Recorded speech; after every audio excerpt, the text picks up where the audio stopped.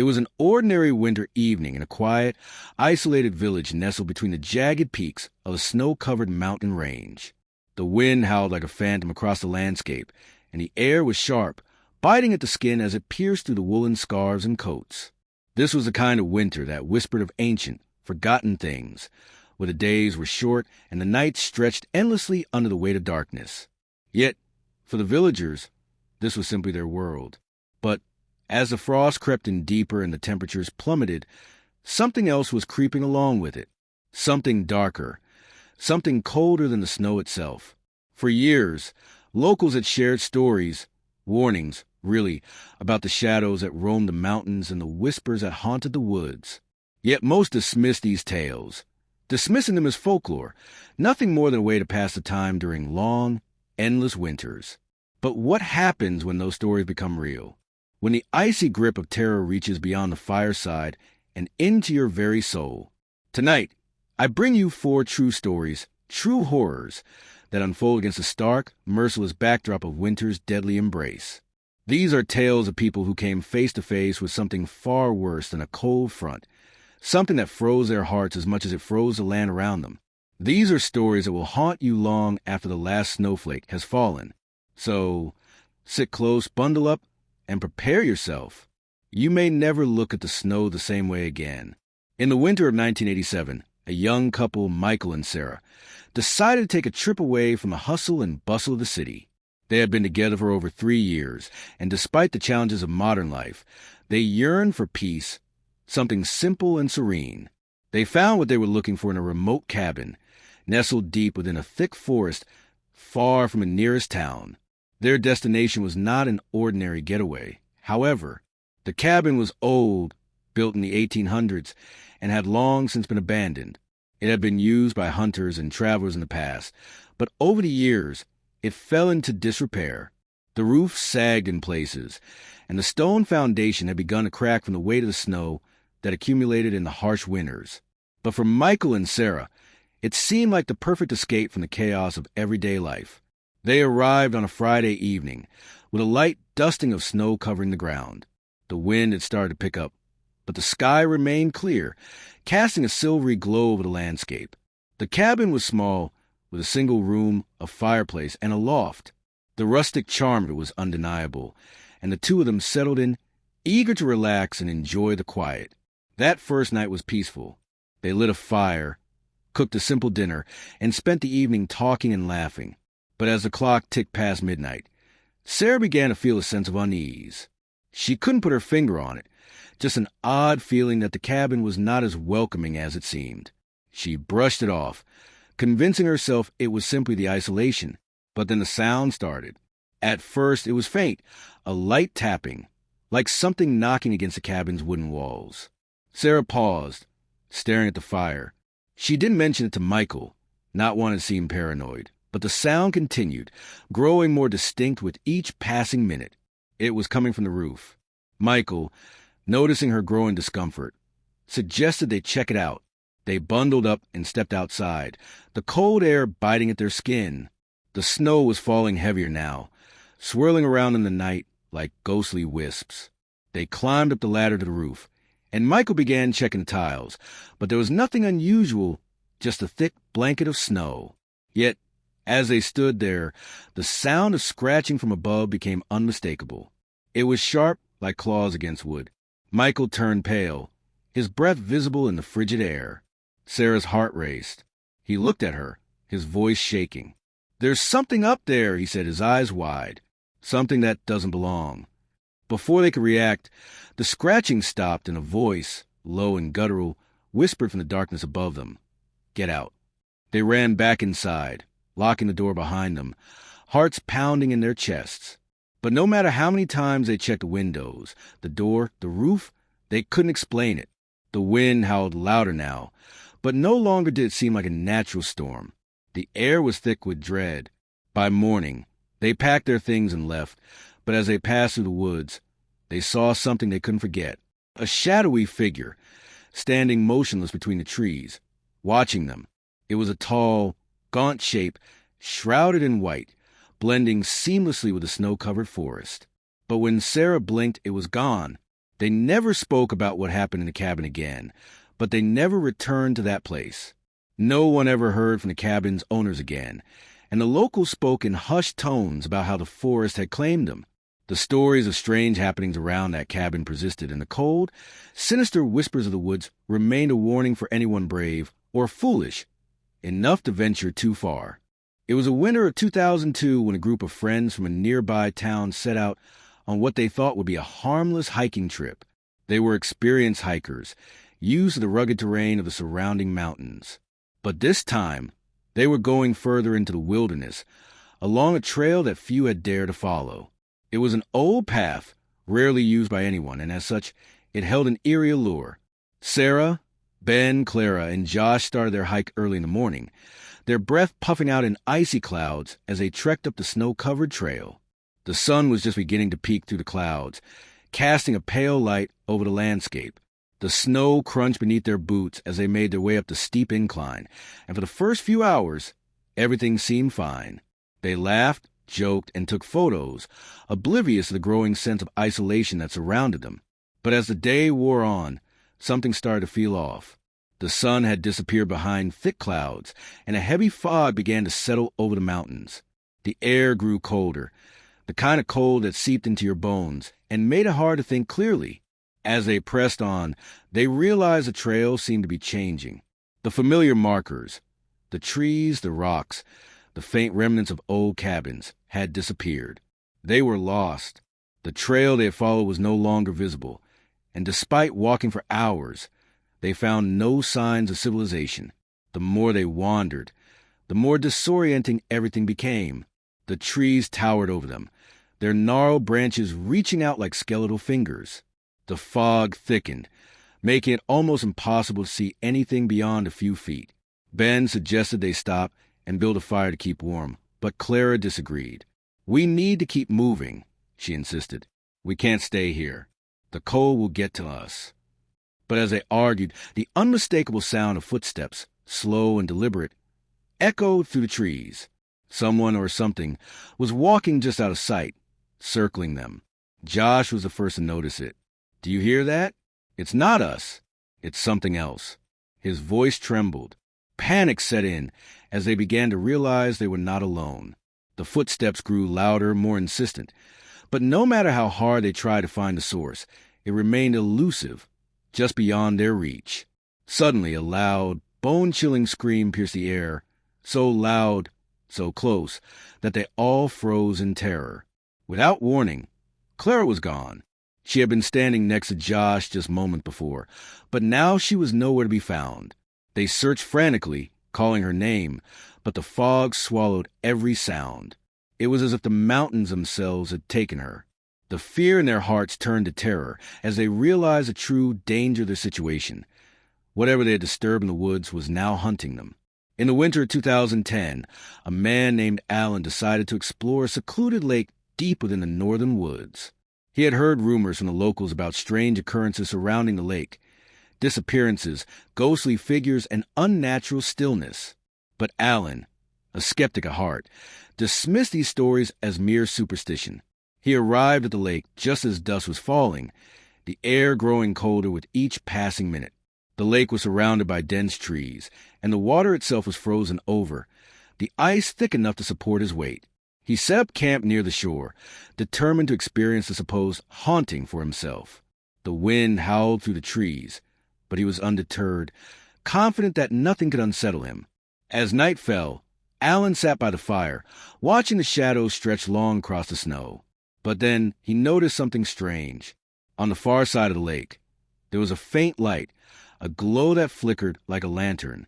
He stood up, squinting into the darkness. It was odd. No one should have been out there, especially in such harsh conditions. Curiosity got the better of him, and Alan set out toward the light. But as he approached the lake, the temperature plummeted, and the fog rolled in thick and fast. The glow ahead of him grew stronger, but the closer he got, the colder it became. His breath came out in clouds, and his skin began to sting from the biting frost. And then, suddenly, the light vanished. Alan stopped, his heart racing. He turned around, realizing he had wandered farther than he intended. The fire was now a distant flicker, and he was completely surrounded by the dark, frozen expanse of the lake. Something wasn't right. He needed to go back, but as he retraced his steps, a voice, low and guttural, whispered from the shadows. "Stay." The voice came from the trees, from the edge of the frozen water. Alan's eyes darted back and forth, panic clawing at him as he realized he was not alone. Someone was waiting for him in the darkness, and he wasn't leaving the lake alive. The cold has a way of seeping into the bones, but the terror of winter can freeze your very soul. These true stories are only a small glimpse into the horrors that can unfold in the dead of winter. The forests, the mountains, the remote cabins, all hold dark secrets, waiting to claim the curious, the brave, and the foolish. When the snow falls, remember, it is not always as innocent as it seems. The winter carries with it ancient horrors, long forgotten by time. And once it has you in its grasp, it may never let you go. So the next time you hear the wind howl or the snow crunch beneath your feet, remember these tales. For in the coldest, darkest corners of the world, something else waits, and it's always watching. It was a winter day in 2015 when Lucy, a seasoned mountaineer, and her group set out on a daring expedition to reach the summit of a mountain that no one had dared to conquer for decades. The mountain, known only as a widow's peak, had claimed the lives of several climbers in the past. Most said it was cursed. Its jagged cliffs and deadly crevasses were enough to discourage even the most experienced adventurers. But Lucy, who had spent years climbing mountains around the world, was determined to leave her mark. She had heard the stories. Of course, the eerie sounds at night, the inexplicable disappearances, and the whispers that carried on the wind.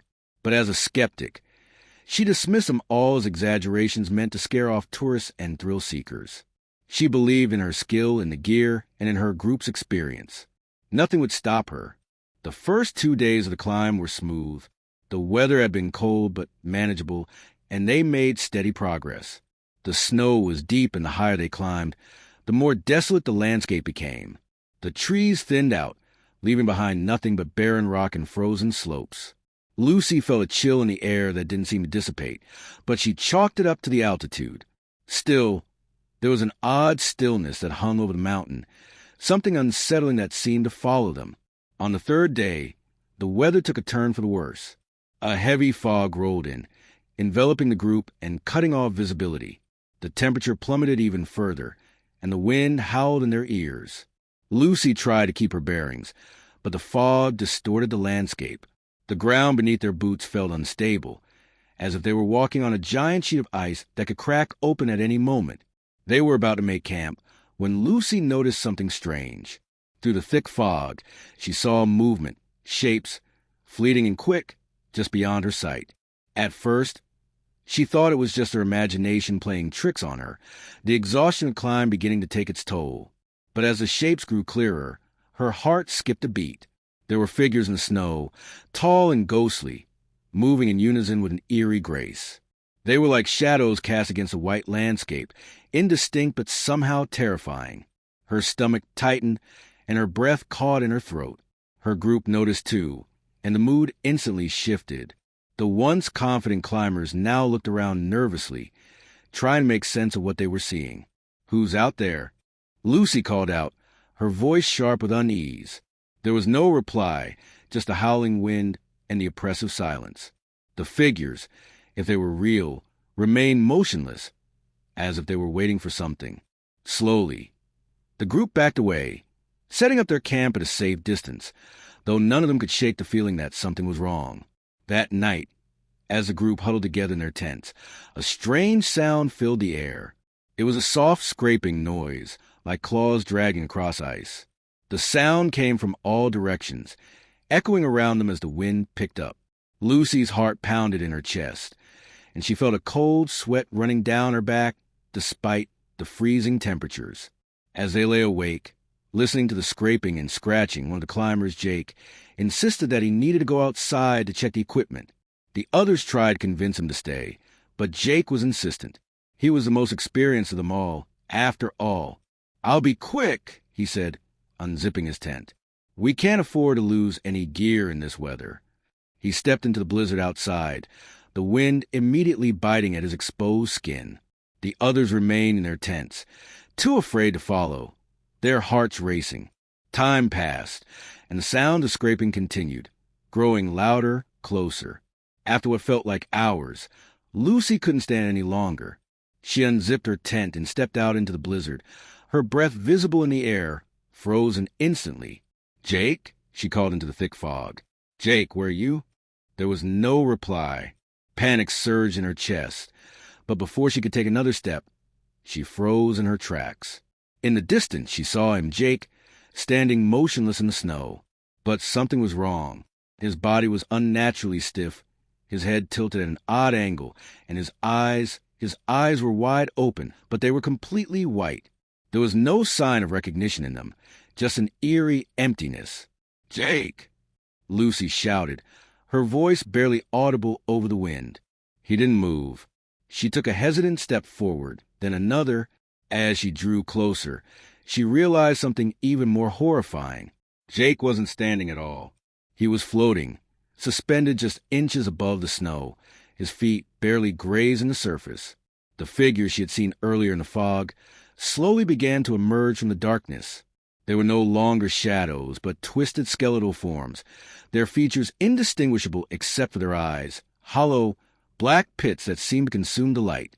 They encircled her, their gaze fixed on her as if they were drawn to her very soul. With a scream, Lucy turned and ran back to camp, but the figures followed. She could feel their presence behind her, like cold fingers brushing against her skin. She stumbled into the camp, panting, and collapsed next to fire. Her group rushed to her side, but Lucy couldn't speak. She was too terrified, too numb with fear. They never saw Jake again. The group tried to make it down the mountain the next day, but the storm only intensified, trapping them in the wilderness. They didn't make it back to civilization until the following week, and by then, Lucy was the only one left who could speak about what happened. Her companions had vanished without a trace. The mountain claimed them all, as it had claimed so many before them. Part 7. The Return to the Cabin. Years passed, and the stories of the Widow's Peak faded into distant memory, but Lucy never forgot. The eyes, the figures, the cold. She couldn't shake it. The terror followed her everywhere, haunting her dreams and waking hours. In 2020, she decided to return to the mountain, determined to face her fears.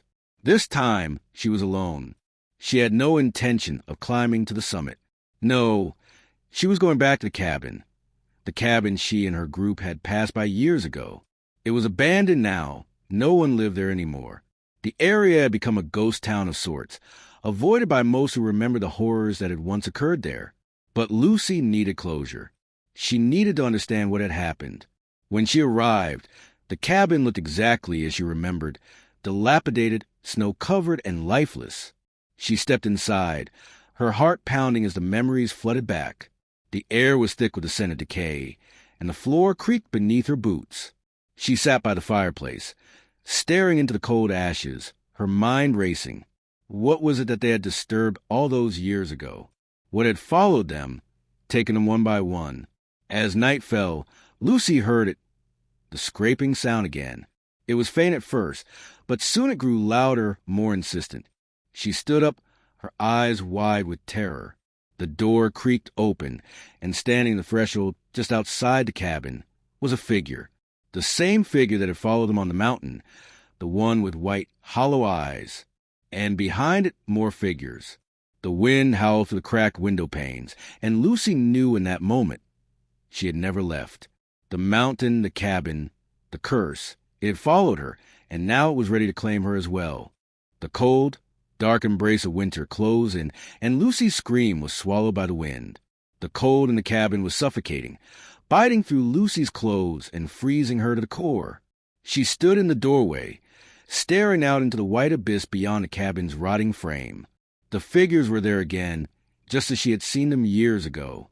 Tall, spectral, with black, soulless eyes that seemed to pierce the very fabric of her being. They were waiting, as if they had been waiting for her all along. Lucy's heart pounded in her chest, her breath coming in ragged, panicked gasps. Her mind raced as she tried to make sense of the terror she was experiencing. "This isn't real," She thought desperately. This can't be real. But the gnawing, freezing cold against her skin, the unnatural stillness of night, and the figure standing just outside the threshold made it impossible to deny the truth. The figure closest to the door took a slow step forward, its long, skeletal limbs moving unnaturally. Its face remained shadowed, the only visible feature those hollow, gaping eyes. The air in the cabin grew colder with every passing second, and Lucy could see her breath in the air, each exhale a thin cloud of fog that quickly disappeared into the freezing void. The figure stepped closer, and she could feel its gaze on her, its presence suffocating. She backed away slowly, but her legs felt weak, like they were trapped in ice. Her mind screamed at her to run, but her body wouldn't respond. It was as if the air had turned to glue, holding her in place, forcing her to confront whatever nightmare had come to claim her. A cold, whispering voice drifted in from the figure. "You should have stayed away," it said, its tone deep and raspy, like the crunch of frozen leaves underfoot. Lucy's heart raced, and she forced herself to take a shaky step back. The figure didn't move, but its presence felt suffocating. The others, those behind it, remained silent, still, but Lucy could feel their eyes on her, too. The weight of their attention pressed down on her, like the very mountain itself was watching. Then, suddenly, there was a sound, a low groan, coming from the dark recesses of the cabin. Lucy turned sharply, her eyes wide with fear. From the shadows emerged another figure, smaller but just as terrifying. It moved with a slow, jerky gait, dragging its limbs like a marionette controlled by invisible strings. Its skin was pale, almost translucent, and its face was contorted into a grotesque grin that stretched too wide, far beyond the limits of human anatomy. The air seemed to freeze as the new figure approached her. It was a woman. No, not a woman. It was something worse. Something that wore a human face, a face that had been twisted by the cold, by time, by the cursed mountain. Lucy could see the remnants of what had once been a person. Clothes torn, hair matted and tangled, and eyes filled with the same hollow emptiness as the others. "You should have stayed," the figure rasped again, her voice cracking like dry bone snapping. Lucy felt the ground beneath her feet tremble. She could hear something else now, too. A low, distant wail, an agonizing cry that echoed from deep within the mountain. It was a sound that seemed to come from the very heart of the earth, a sound that made her stomach churn and her skin crawl. The other figures, the ones in the distance, began to move toward the cabin, their ghostly forms slipping in and out of the fog like shadows of death itself. Lucy realized with a sinking feeling that they were not just haunting her, they were closing in. They were coming to finish what had been started all those years ago when her group had ventured too far up the mountain. Her breath hitched in her throat, and the weight of the situation pressed down on her. She tried to scream, but the sound was stuck in her chest. Her eyes darted to the door, but she knew it wouldn't help. The snow outside, the freezing winds, they would only make her death colder. And yet, she couldn't stand still. She had to move. Summoning every ounce of strength left in her trembling body, Lucy turned and bolted for the stairs. She could hear them behind her, slow, deliberate footsteps that echoed through the empty cabin. She reached the top of the stairs, her heart racing, her legs burning from the strain of running. But the cold, it was unbearable. The temperature inside the cabin had dropped so low that her breath no longer formed visible clouds. It felt like she was suffocating, drowning in ice. At the top of the stairs, Lucy turned and looked back, her heart hammering in her chest. The figures were at the base of the stairs now, slowly making their way up, their movements deliberate and unhurried. The pale, twisted woman was leading them, her grotesque smile never wavering as she crept closer. Suddenly, the floorboards beneath Lucy's feet groaned in protest, and she lost her footing, tumbling to the ground. She landed hard on her side, gasping for breath, her body aching from the fall. For a moment, she lay there, disoriented, unable to move. Then, her eyes locked onto the face of the woman as she reached the top of the stairs. The woman's face was twisted in a cruel, almost mocking grin. She stretched out a bony hand toward Lucy, her nails long and jagged like shards of ice. "You should have stayed away," the woman whispered again, and this time Lucy understood. It wasn't just a warning. It was a command. Lucy felt the air around her grow colder, colder than she thought was possible. It wasn't just the temperature. The cold was deeper, more pervasive.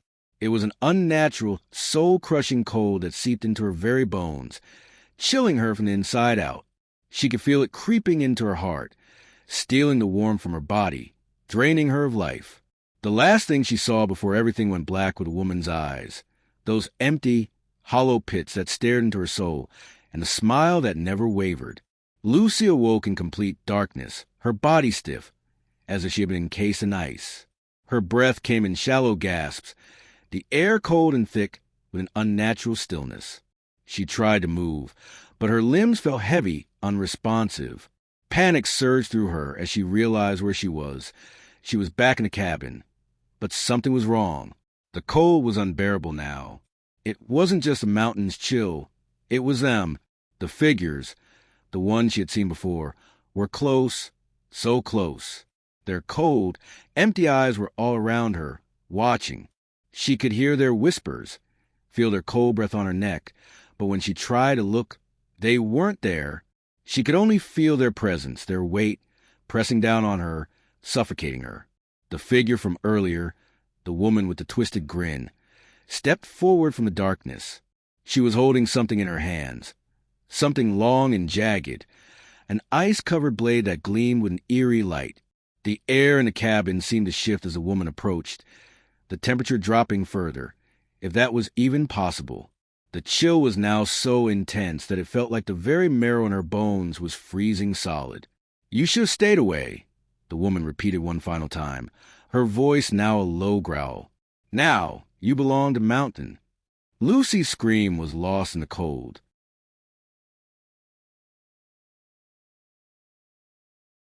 The years passed, but the whispers of the widow's peak did not fade.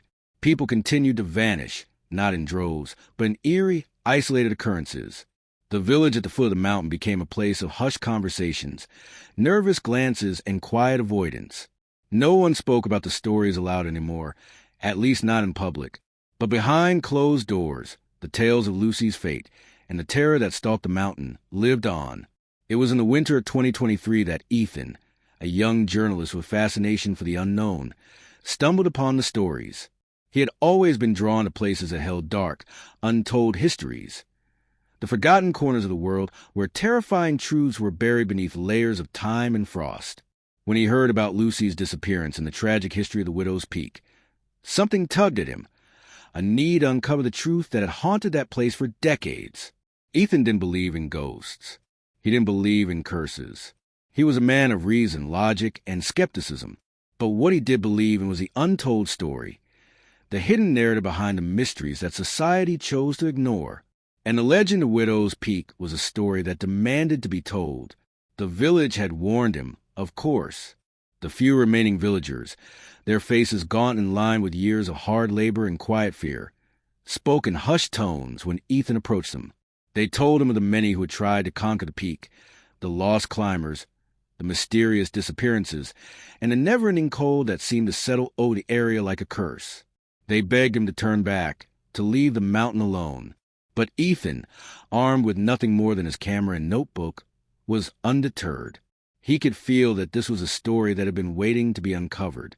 Something in the air, in the whispers of the wind, called him, urging him to venture higher, to find out what had really happened to Lucy and the others.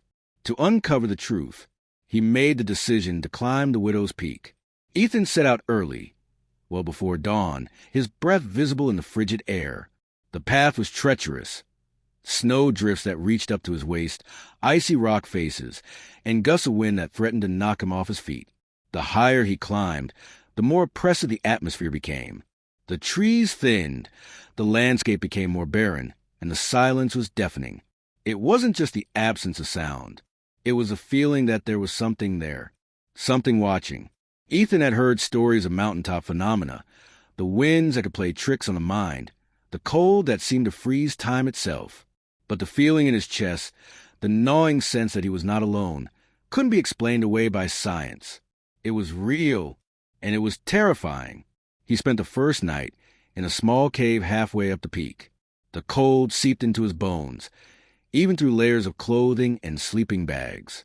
He wrapped himself in his thickest jacket, but nothing seemed to keep the biting chill at bay. He tried to sleep, but the unsettling feeling that something was watching him kept him awake. The wind howled like a distant wail, and at times he thought he heard faint whispers, as if the very mountain itself was speaking to him. Ethan's mind was tired, worn thin by the isolation and the fear that had begun to creep in. Was it his imagination? Or was something truly out there, hidden within the fog and snow? On the second day, Ethan reached the summit. His breath came in labored gasps, the altitude taking its toll on him. But he pushed forward. His eyes scanned the landscape, the same desolate place that Lucy and her group had last seen, the same spot that swallowed them up all those years ago. He found the cabin, the same one that Lucy had ventured to in a desperate attempt to uncover the truth. It was just as she described it, but now it was even more decrepit, a mere skeleton of what it once had been. The wind howled through the cracks in the walls, and snow had piled up around the structure, creating a barrier that made it seem even more isolated, more distant from the rest of the world. Ethan approached cautiously, his boots crunching in the snow. As he stepped through the door, a cold gust of wind slammed it shut behind him. The temperature inside the cabin was shockingly cold, even colder than the outside air, and it only took a moment for Ethan to realize that there was something horribly wrong. The walls were covered in frost, thick layers of ice that seemed to have formed over the years. The floor was littered with remnants of what seemed to be personal belongings, old, broken gear, torn jackets, and in the corner, what looked like an old, cracked camera. He knelt down to pick it up, brushing away the frost that had gathered on its surface. As he held it in his hands, the sound of a faint crack echoed in the cabin. Ethan spun around, his heart racing. There was something in the corner of the room, something shifting in the shadows. He could barely make out the form, but it was there, hunched and still, like something waiting, watching. His pulse quickened. A voice seemed to form in his head, a whisper that wasn't his own. "You shouldn't have come." Ethan's throat went dry. The shadow in the corner moved, and with it came the unmistakable sensation of being suffocated, like the air itself had thickened and turned to ice. He stood up quickly, backing away. The whispering grew louder, filling the cabin, vibrating in his chest. The shadows in the corners began to shift, like they were alive, as if they were reaching for him. Suddenly, a face appeared in the darkness, a twisted, pale visage with hollow eyes that seemed to see through him. The same face that Lucy had seen. The woman with the wide, grotesque grin. The figure stepped forward, its body long and gaunt, wrapped in layers of old, rotting clothing. Its hands reached out, fingers long and bony, like claws, with nails that turned to ice. Ethan turned and ran, the door slamming open in his wake. He stumbled outside, gasping for air. His eyes darted wildly around the mountain, the same place that had claimed Lucy and her group, the same cursed, frozen peak that now felt alive with death. The figures, the ones that had haunted Lucy, were there again. They were in the distance, just beyond the fog, walking toward him slowly, deliberately. Their movements were unnervingly smooth, like they were gliding through the snow.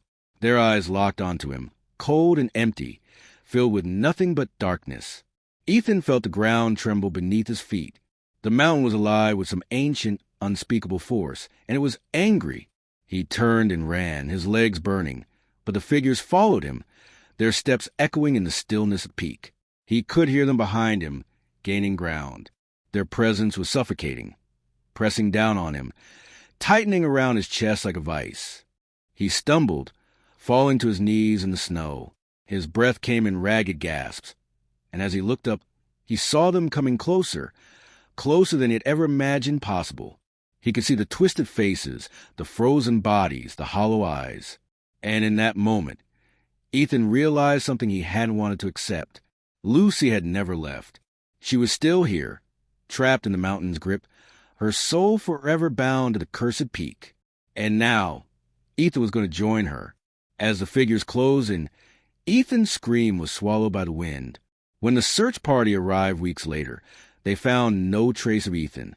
There were no signs of a struggle, no footprints leading away from the cabin, and no clues as to where he had gone. They searched the area high and low, but all they found were strange markings in the snow. Marks that looked like long, drawn-out claws, etched into the ice. The mountain remained silent, as it always had, and the legend of the Widow's Peak grew, as it always did.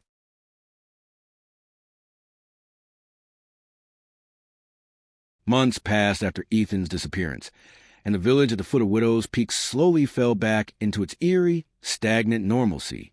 Yet, the tales of the mountain had not died down. In fact, the whispers grew stronger.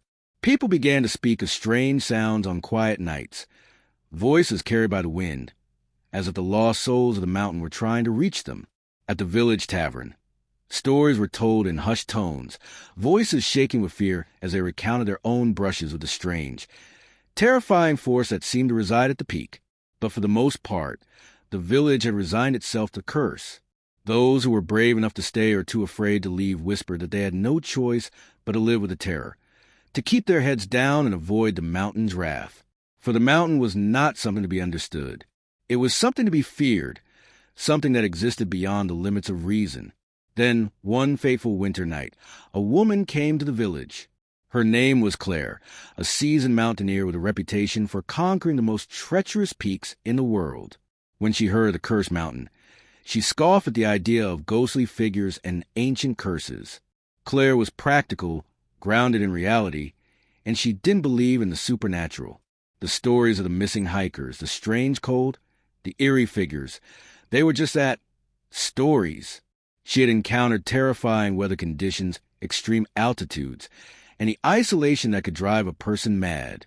What happened to Lucy, Ethan, and the others was likely nothing more than a tragic accident, fueled by overconfidence and the ruthless mountain conditions. But something about Widow's Peak called to her. Maybe it was a challenge, the unknown, or the sheer audacity of it all. So, Claire made her decision. She would scale the mountain, investigate for herself, and prove once and for all that there was nothing supernatural about it. Claire set off from the village early in the morning, bundled up against the cold, with only the essential gear strapped to her back. The village elders watched her with a mixture of disbelief and concern. They tried to warn her, but Claire had heard it all before. In her mind, this was just another peak, another conquest. She would return in a few days, perhaps even a week, with nothing more than a tale to tell, a difficult climb and a few sleepless nights in a cave. But as she ascended the mountain, Claire soon realized that this was no ordinary climb. The higher she went, the more oppressive the air became, as if the very atmosphere was thick with an unspoken pressure. The wind howled through the trees, bending them in strange, unnatural directions. She noticed the silence between gusts, the type of silence that spoke volumes, like the world was holding its breath. The path grew steeper, the terrain more unforgiving, and the further she ascended, the colder it became. The snow beneath her boots was powdery and deep, and with every step, the temperature dropped sharply. Claire's breath fogged in front of her, but she was accustomed to these conditions. What unnerved her, however, was the stillness.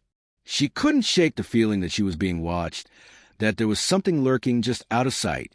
It wasn't the usual paranoia one felt in the wilderness. It was something deeper, something primal.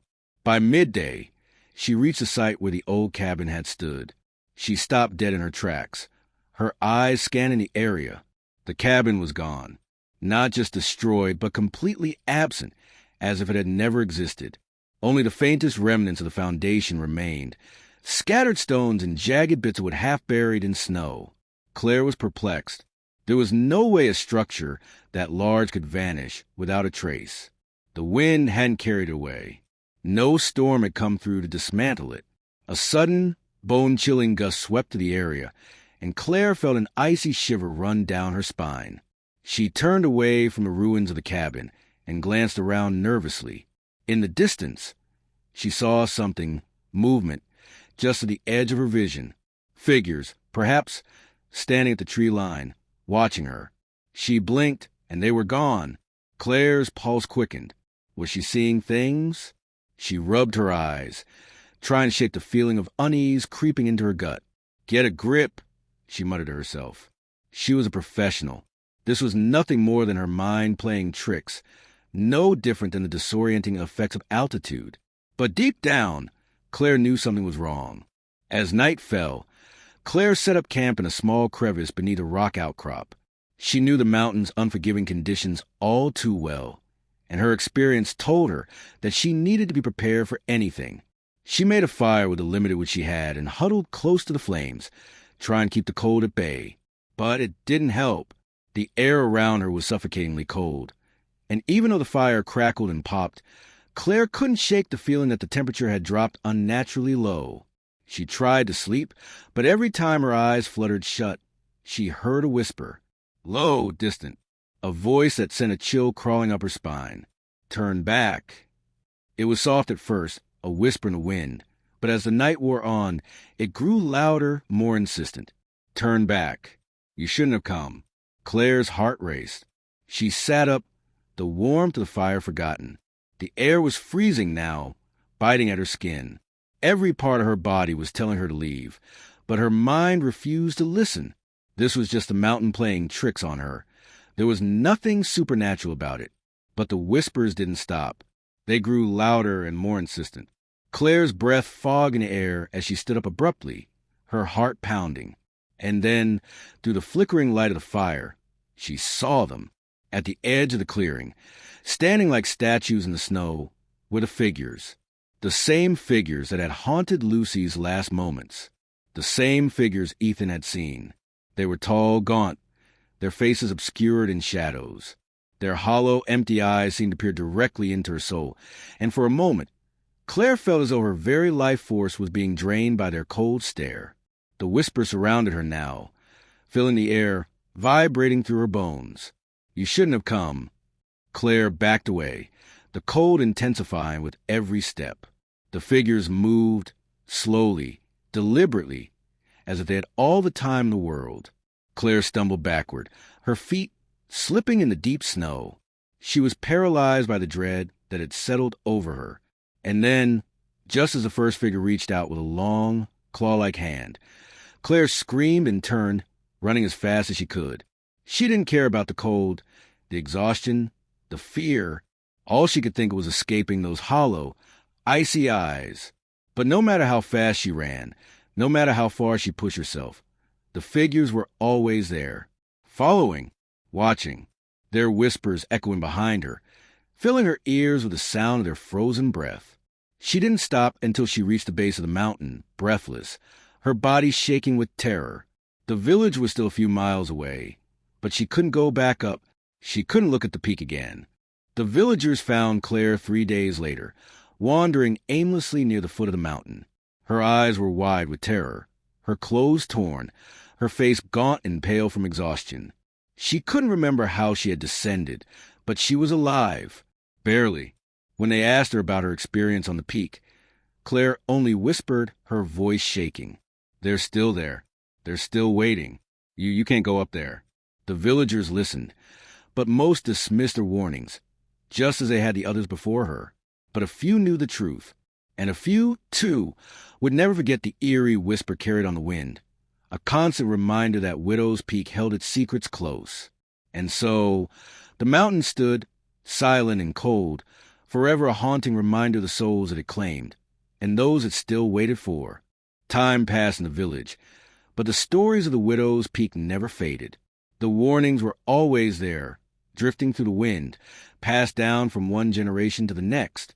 People grew wary of the mountain, though some continued to venture too close, driven by curiosity or disbelief. Yet, no one had dared to go as high as Claire had. No one had tried to scale the summit after hearing her warning. That is, until Luke arrived. Luke was a man of few words, but when he spoke, his voice carried weight. A photographer by trade, he had heard the legends of the Widow's Peak and the dark history surrounding it. But like many before him, Luke was determined to uncover the truth. He saw a story in the mountain, a story that he could immortalize with his camera. It was a challenge, a mystery, and he wasn't going to let fear hold him back. He arrived in the village during the late fall, when the winds began to pick up and the first hint of snow dusted the ground. The villagers gave him the same warnings they had given Claire and countless others, warnings that had only ever seemed to fuel Luke's curiosity. The mountain wasn't just a place to him, It was an enigma, a dark part of history that he was going to unveil. The first night in the village was uneventful, but when Luke visited the tavern the next evening, he could feel the atmosphere shift. People grew quiet when he entered, casting sideways glances at him, whispering among themselves. The same man who had spoken to Claire now looked him over, a scowl on his face. "You're not really thinking of climbing that peak, are you?" he asked, his voice low and gravelly. Luke nodded. "I'm a photographer. I want to document what's up there. The history, the mystery. It's a story that needs to be told." The man shook his head, almost pityingly. "People like you don't understand. The mountain doesn't care about your cameras or your stories. It takes people and it doesn't give them back." Luke smiled, dismissing the man's words. "I'll be fine. I'll just follow the trail, get a few good shots, and come back. That's all." But as Luke lay down to sleep that night, the weight of the warnings pressed on his mind. He didn't believe in curses, in the supernatural.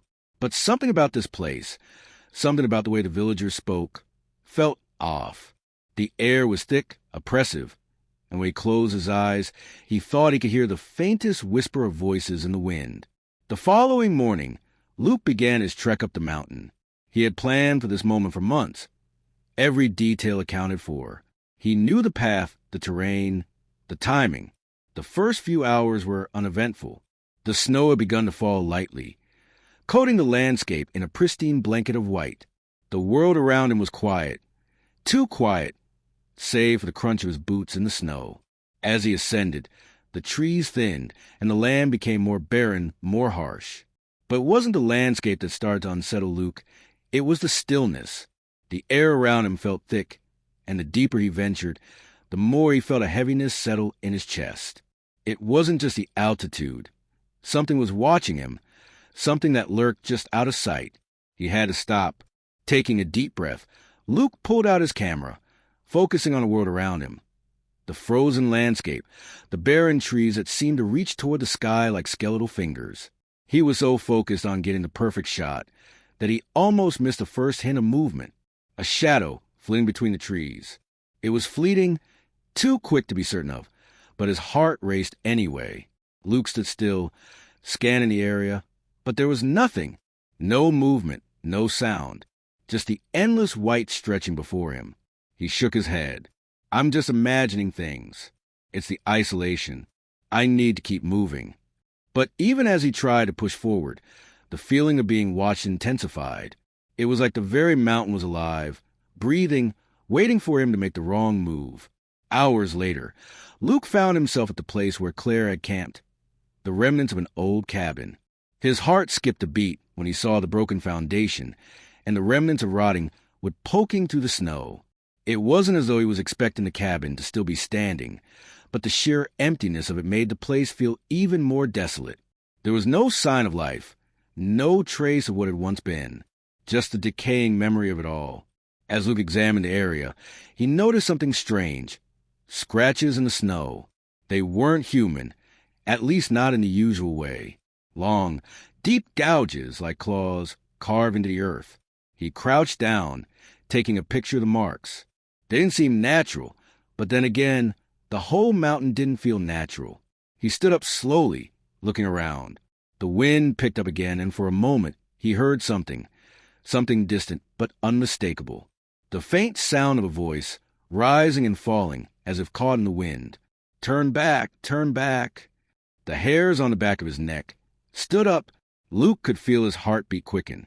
It wasn't just the wind. It wasn't just his imagination. There was someone or something here with him. He turned, ready to head back to the base, but before he could take a step, something stopped him. A sudden, bone-chilling cold descended upon him, a cold that wasn't normal. It was a cold that seemed to seep into his very soul. The hairs on his arms stood at attention, his breath visible in the frigid air. The whispering grew louder, now distinctly human, but unintelligible. Voices, dozens of voices, no longer distant but encroaching on him from every angle. Luke's heart pounded in his chest. He couldn't move, couldn't breathe. The world around him blurred, the snow turning to a thick, suffocating fog that swallowed up everything. The whispers grew louder still. No one should have come. The ground beneath his feet seemed to shift. His legs buckled, and he felt his knees, a feeling of intense pressure pushing down on him. He was surrounded, yet no one was there. The whispers, the shadows, they were all closing in. The feeling of dread was so overwhelming, so consuming, that Luke could barely hear the crackling of the snow beneath his hands. And then, in the distance, a figure appeared. A woman, tall and thin, with hollow, dark eyes. Her face was obscured by a veil of frost, her features twisted into a grotesque grin. Her clothes were tattered, hanging from her thin frame like a ghostly shroud. She stood perfectly still, her hands reaching out, long fingers extending toward him, the ice crackling beneath her feet. Luke's mouth went dry. His body refused to move. "Help me," the figure whispered, her voice barely audible through the wind. It wasn't a plea, it was a command. A deep, gut-wrenching fear filled Luke, a terror that went beyond reason. He tried to scream, but no sound came out. His eyes locked with the woman's, and in that instant, the world around him twisted into an endless void of cold and darkness. The fog, the whispers, the figure, all of it pressed in on him until there was nothing left but the overwhelming emptiness of the mountain. And then silence. It wasn't until a rescue team ventured up to the peak, searching for Luke, that anyone found any trace of him. They found his camera, buried deep in the snow, the lens cracked but the memory card intact. When they returned to the village with the footage, they found something chilling. The last image on the camera was of the empty landscape, a vast, barren stretch of snow, with no sign of Luke. Only the fog and the shadows seemed to remain. The villagers knew the truth without needing to say a word. Luke's fate was sealed. The mountain had claimed another soul, and the Widow's Peak had once again proven that no one who entered its icy grip would ever leave the same. The village continued to exist, isolated and cold, with the legend of the Widow's Peak growing darker with every passing year. And still, the whispers of the mountain continued to echo in the wind, a reminder to all who listened. The mountain does not forget. It does not forgive. And those who dare to climb its frozen heights would never truly leave. Weeks after Luke's disappearance, the village fell into an uneasy silence. His photographs, the only remnants of his short-lived adventure, were carefully examined by those who had known him. But even the villagers, hardened by years of fear, couldn't explain the eerie quality of the images. In every frame, the fog seemed to thicken. Shadows loomed where there should have been none.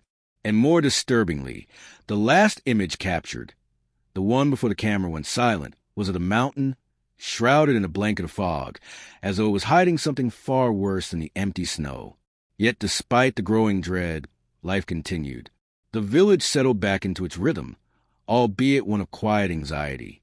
Only the most brave, or most foolish, talked of visiting the mountain again, and every time they did, they spoke of the whispers, the unsettling voices that seemed to drift on the wind, urging them to turn back, warning them of the dangers that lay beyond the familiar forests and narrow trails. But the worst was yet to come.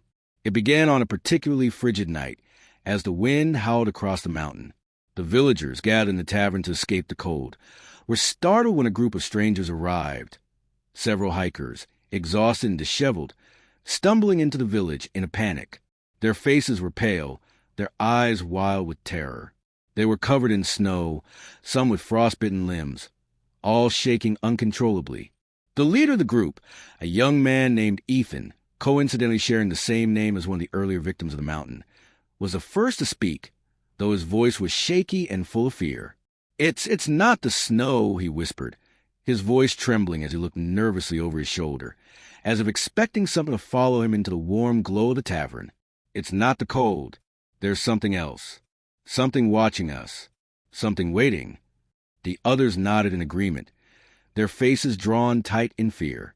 The villagers, who had grown used to the rumors and legends surrounding Widow's Peak, listened in stunned silence as Ethan and his group told their harrowing tale. They had been on a routine winter expedition, eager to conquer the challenging terrain that the Widow's Peak offered to those who dared.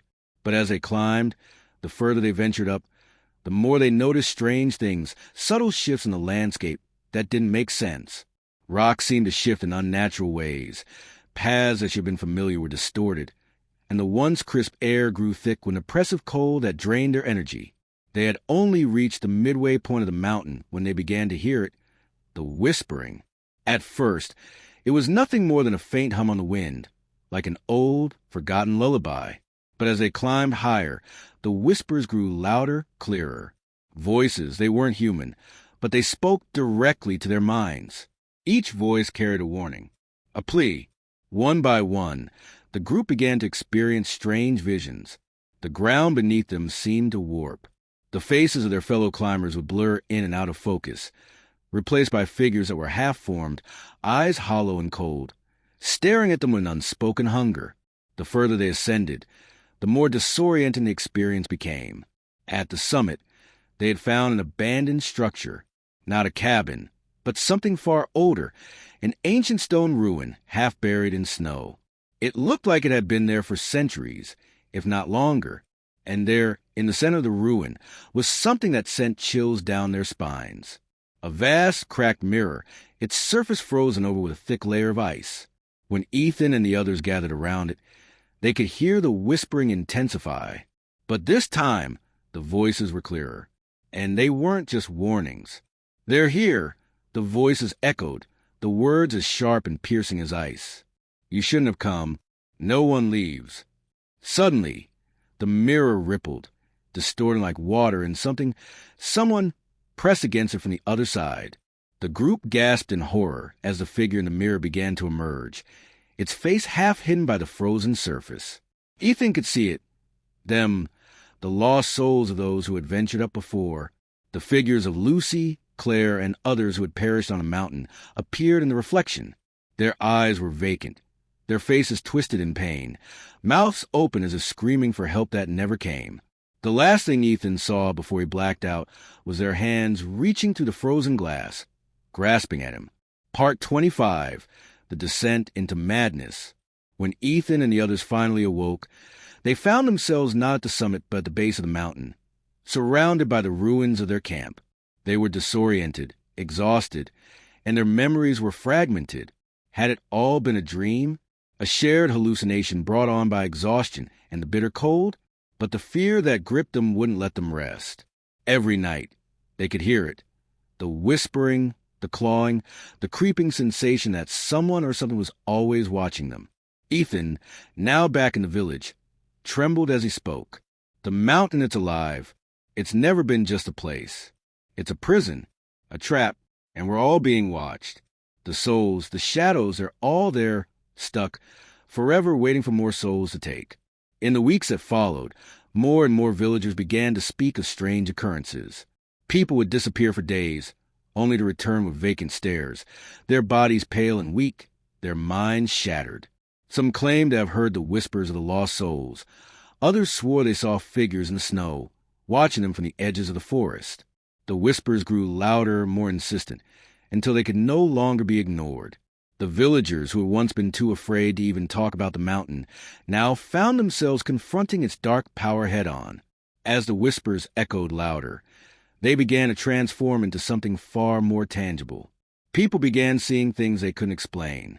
Shapes in the snow, cold drafts that cut through the thickest walls, and shadows that move of their own volition.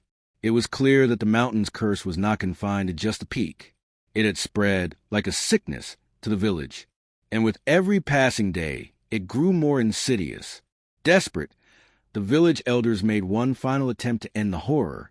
A group of them, armed with nothing but old charms and holy symbols, climbed to the summit one final time, intent on performing an ancient ritual to bind the mountain's dark force and silence the whispers once and for all. But none of them returned. The village now stood on the edge of annihilation.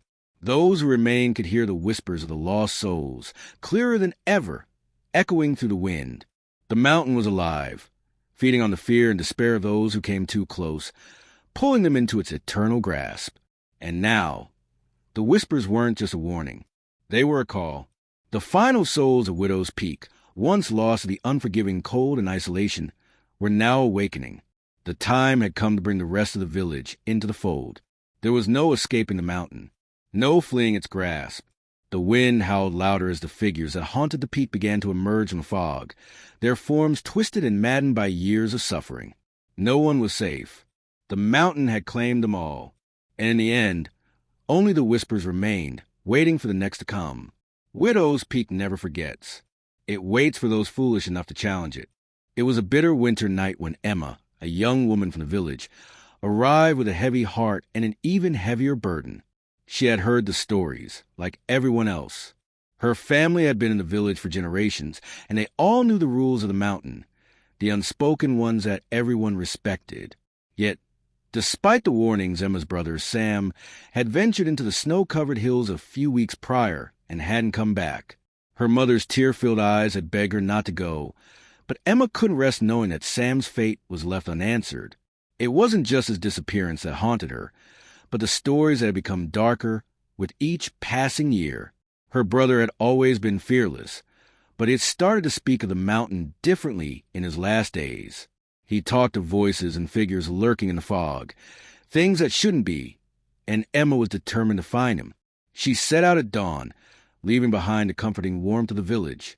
Wrapped in thick layers of wool, her boots crunched against the snow, the wind biting at her cheeks.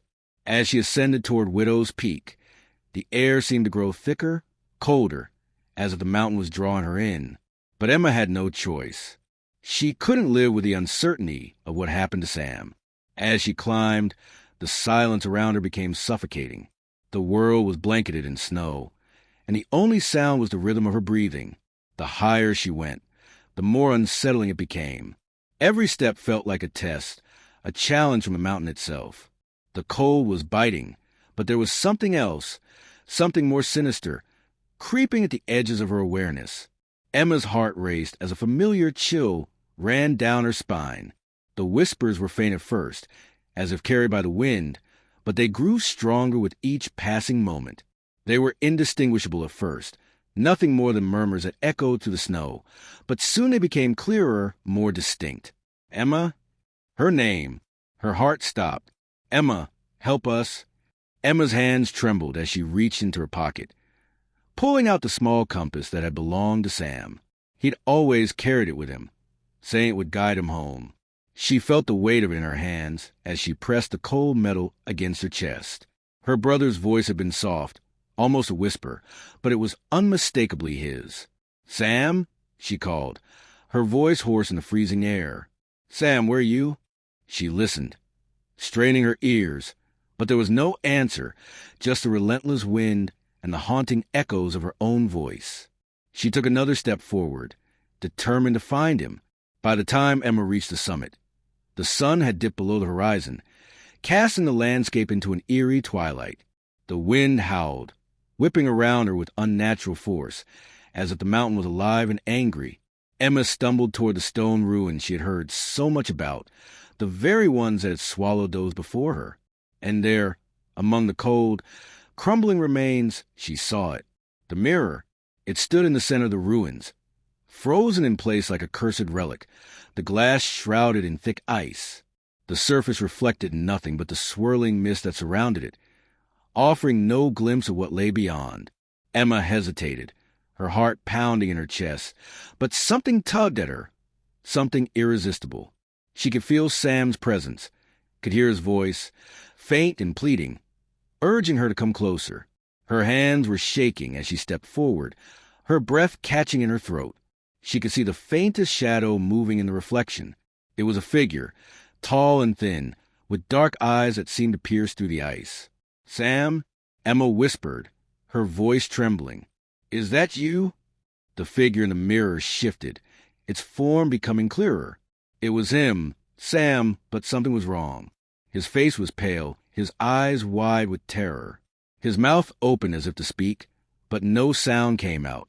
Instead, the ground beneath Emma's feet rumbled and a low, guttural growl echoed through the ruins. Before she could react, the ice around the mirror cracked, splitting down the middle like a spider's web.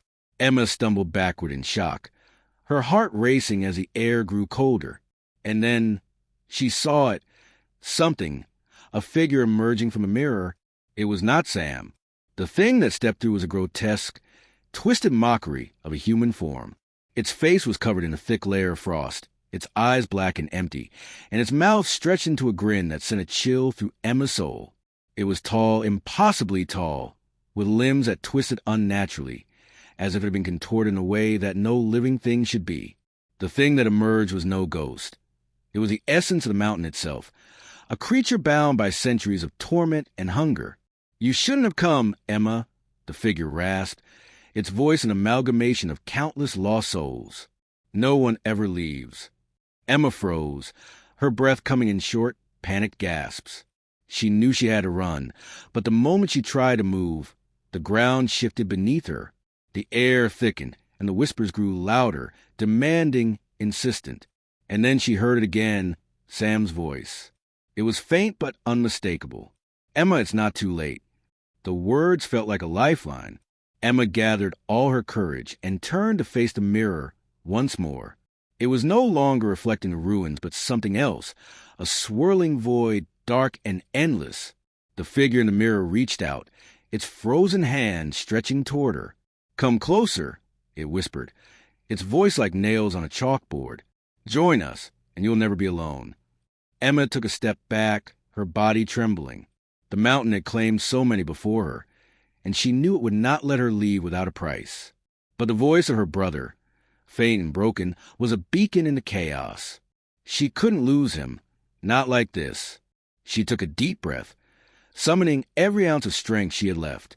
Without thinking, she ran toward the edge of the ruins, toward the only path that would lead her back to safety.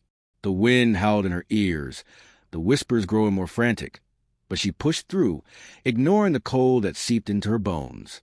Behind her, the ground trembled, the mountain itself seeming to roar in fury. But Emma didn't stop. She couldn't.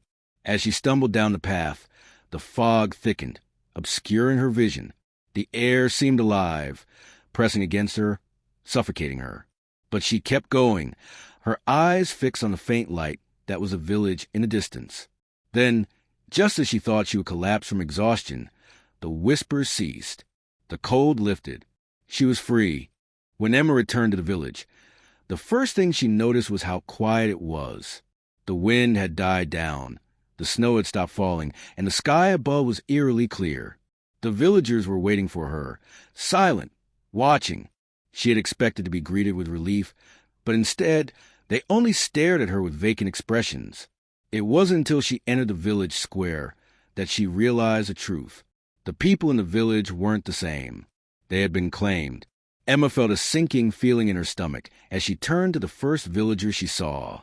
His eyes were hollow, like they had been drained of all life. "Where's Sam?" she asked desperately. The man only stared at her, his lips curling into a hollow, empty smile. "You're home now, Emma," he whispered. "But the mountain still calls. And once it calls, no one can escape." Emma's heart froze in her chest as the truth sank in. She had escaped the mountain, but the mountain's curse had followed her. The whispers had followed her. The lost souls were never truly gone. They had only waited for the right moment to return. And now it was her turn. The mountain does not forget. It only waits. Emma stood there, frozen in place, as the chilling words echoed in her mind. She had thought that leaving the mountain meant escape, that the horrors she had seen would remain frozen at the summit. But as she looked around the village, she realized that the mountain had more power than she could have ever imagined. It was not confined to the snow-covered peaks and crumbling ruins. It was alive within every crevice of this place, within every soul who called it home. The villagers moved like shadows, their once warm faces now empty and devoid of life, their eyes dull and lifeless. Emma could feel the grip of the mountain tightening around her, the whispers beginning to return, louder now than ever before. The wind, which had once been a source of comfort, now seemed to carry the voices of those who had been lost. You could not escape. The words seemed to come from every direction, wrapping around her like a suffocating fog. She clutched her chest, trying to steady her breathing. The mountain had always been a place of danger and death, but she had never truly understood its power until now. She was standing in the very heart of it. But then, just as the fear began to take hold, something inside Emma clicked. She wasn't alone. In the distance, through the swirling mist and overcast sky, she saw something. A figure, standing near the edge of the village, bathed in a faint golden light. Emma's heart skipped a beat as she recognized the figure standing there. It was Sam.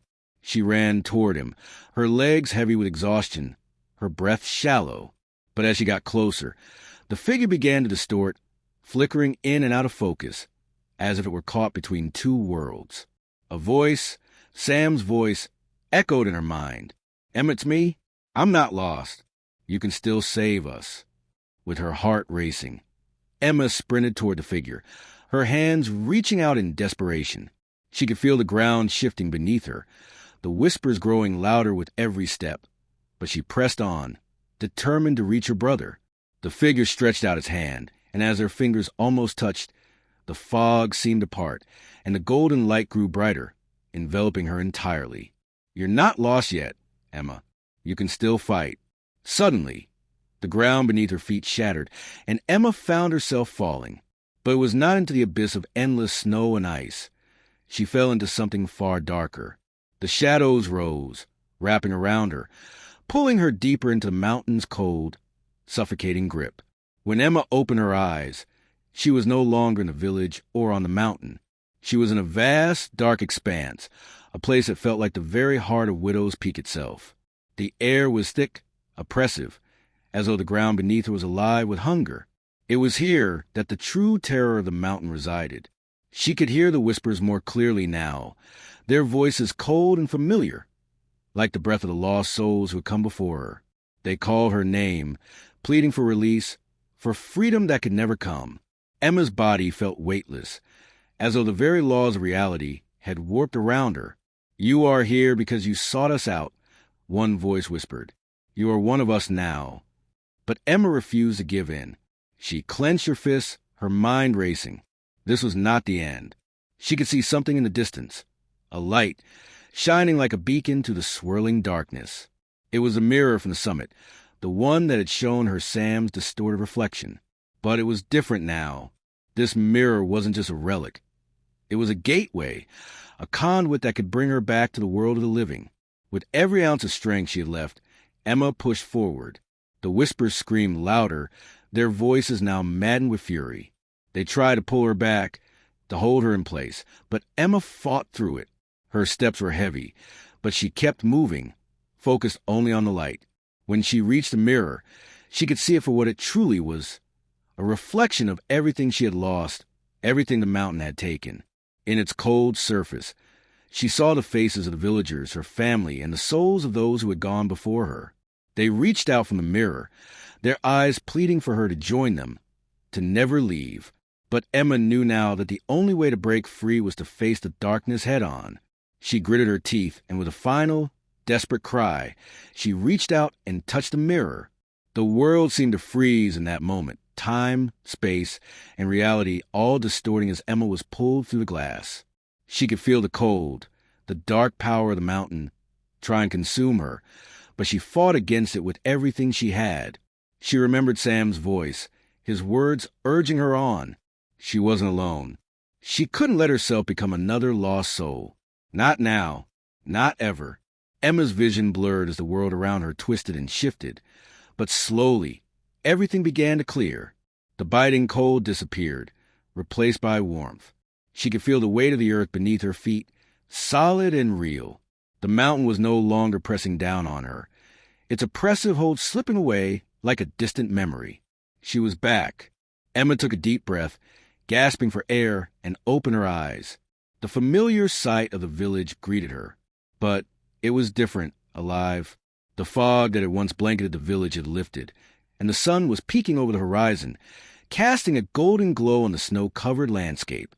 The whispers were gone.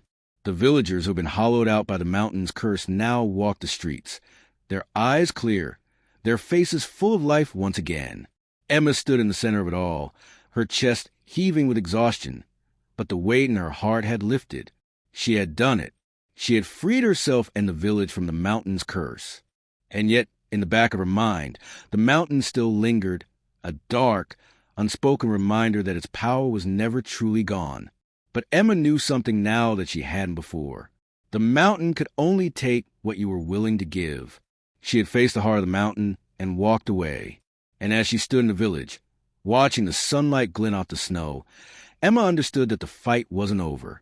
She had won today, but the mountain's hunger would always remain. And if the whispers ever returned, she would be ready. The mountain was quiet for now, but Emma knew that quiet was only temporary. The shadows that haunted the peaks would never truly fade. They were a part of the land, part of the very heart of Widow's Peak. The whispers would always be there, waiting for the next soul brave enough or foolish enough to seek the truth. And so, Emma vowed to never forget what had happened. She would keep watch, protect the village, and tell the story of Widow's Peak to anyone who would listen. She would remind them that the mountain's terror was not just in the cold or the snow or the darkness. It was in the minds of those who dared approach its cursed heart. But for now, Emma could rest. She had broken free. And as the first rays of dawn broke across the sky, she allowed herself one final breath of peace, knowing that, for the first time in years, the mountain was silent. At least for now. The wind had stopped howling. The ground no longer trembled beneath her feet. Emma stood in the village square, surrounded by the people she had fought to save, the people who had once been swallowed by the mountain's curse. The chill of the mountain was gone, and for the first time, Emma felt warmth, a warmth she hadn't felt since her brother Sam had disappeared into the snow. The villagers were alive.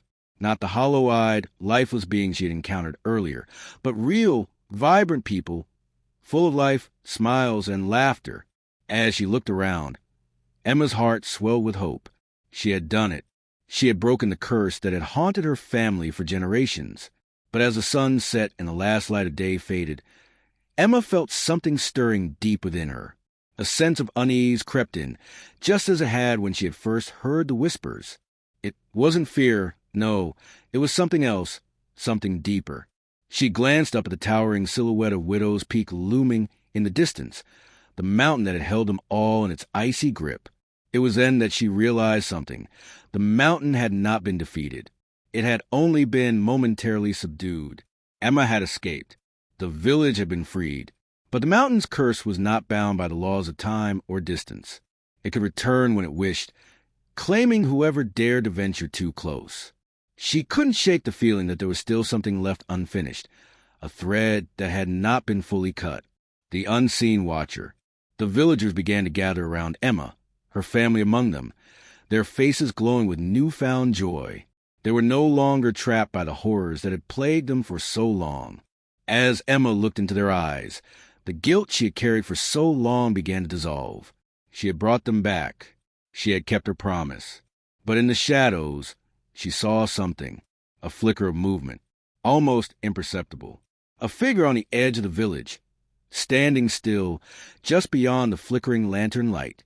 She squinted into the darkness, her heart racing. The figure didn't move, didn't make a sound, but Emma could feel its presence like a cold breath on the back of her neck. Her eyes narrowed, and for a moment she thought she saw something, or rather, someone familiar. It can't be, she thought. Sam? Her body tensed. She didn't want to believe it. After everything she had been through, after the torment and the fear, the one thing she was sure was that Sam was gone. The mountain had taken him, twisted him into something unrecognizable, and though his voice had called to her from the ruins, she knew deep down that it hadn't been him. Not really. But as the figure in the distance began to move, a cold dread crept up her spine. It was as if the shadows themselves were pulling her in, as if she was being drawn toward them by some unseen force. Without thinking, Emma took a step forward. "Emma? What's wrong?" Her mother's voice called out, pulling her from her trance. But Emma didn't answer. She couldn't. Her legs moved on their own, her feet crunching through the snow, leading her toward the figure in the distance. She reached the edge of the village, the street lamps casting long shadows over the ground. The figure was clearer now.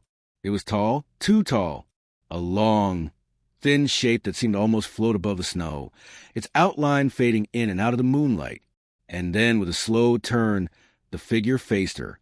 It was Sam, but it wasn't. His face was gaunt, eyes hollow and dark, his lips pulled into an unnatural grin. His skin had taken on a bluish hue, and his body swayed slightly, like a puppet with its strings cut. "You shouldn't have come back," Sam whispered, though the words felt hollow, distant. "It never ends, Emma." The mountain always takes what it wants. Emma's heart lurched in her chest. Sam, no, it's not you. But the figure didn't respond. It simply raised a hand toward her, its fingers long and cold, as if inviting her to join it. Emma stepped back, horror flooding her senses. She wanted to run, to escape, but the figure remained in front of her, unmoving, unblinking. Sam, please, she whispered, her voice shaking. I need you to come back. I need you to fight. The figure took a step forward, its feet dragging through the snow, and as it did, the ground beneath Emma's feet seemed to tremble. The very air around her grew thick, suffocating, the whispers from the mountain returning louder than ever, like a storm breaking loose. They called her name, Emma, Emma, and with each passing second, she felt herself being pulled deeper into their grasp. You can't save anyone, the figure hissed.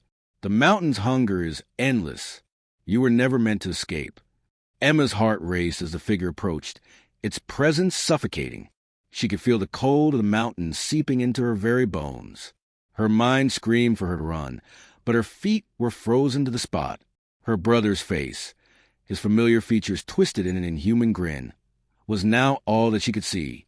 It's too late, the figure rasped, its voice like ice cracking in the wind. You're one of us now, Emma. We are all part of it. The mountain never lets go. But then, just as she thought she would be consumed by the darkness, something inside her snapped. No, I will not let it win. With every ounce of willpower she had left, Emma took a deep breath and closed her eyes, focusing on the warmth she had felt earlier, the warmth of the sun, the warmth of the villagers, the warmth of her love for Sam. It had to be enough. She had to believe it. You're not my brother anymore, Emma whispered, her voice steady and filled with defiance. You're the mountain, and I will destroy you. The figure faltered, its body twisting, its smile flickering.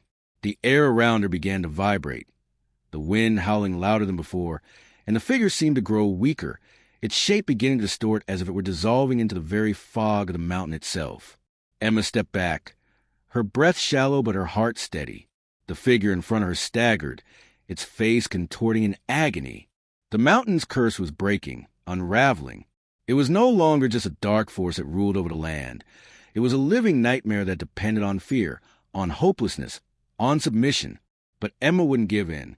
Not this time.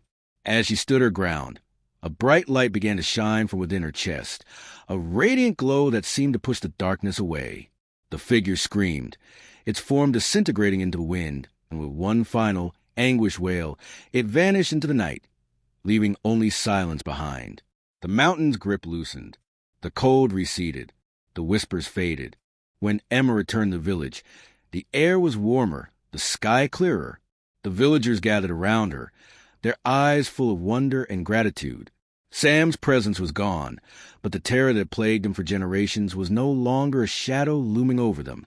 It was as though the very fabric of reality had been torn, and now it was free. The villagers celebrated their newfound freedom, but Emma remained quiet. She had made the choice. She had faced the heart of the mountain and taken away its power.